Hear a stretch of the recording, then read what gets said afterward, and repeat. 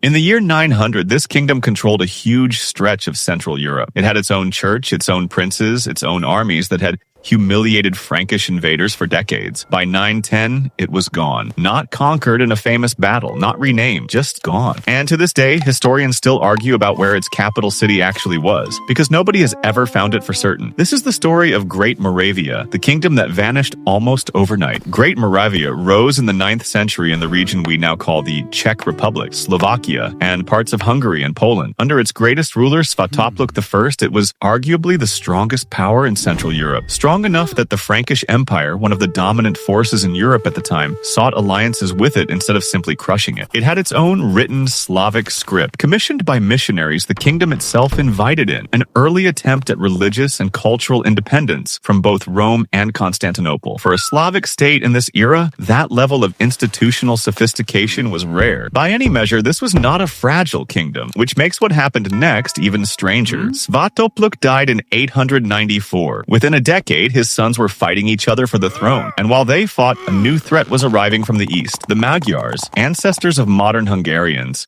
sweeping into the Carpathian Basin. Weakened by civil war and caught completely off guard, Great Moravia couldn't mount a unified defense. Contemporary chronicles go quiet around 906, and that silence is the loudest clue historians have. A kingdom that had dominated regional politics for decades simply stops appearing in the records within a few short years. No siege, no treaty, no famous last stand anyone wrote down. Just an empire-sized hole where a kingdom used to be. Here's the part that still divides historians today. Nobody is completely certain where Great Moravia's own capital, a city called Velegrad, actually was. Archaeologists have proposed several sites across the Czech Republic and Slovakia, and excavations have found the remains of fortified settlements with churches, workshops, and signs of real political power. But no single site has been confirmed beyond dispute as the capital. A kingdom powerful enough to negotiate with emperors left behind a capital city we still can't point to on a map with total confidence. That's what makes this vanishing different from most fallen kingdoms. Empires like Rome collapsed in slow motion with mountains of documentation. Great Moravia disappeared fast enough and left behind little enough that we're still piecing together where it even stood. Great Moravia didn't fall to one dramatic battle. It fell because a succession crisis and a sudden invasion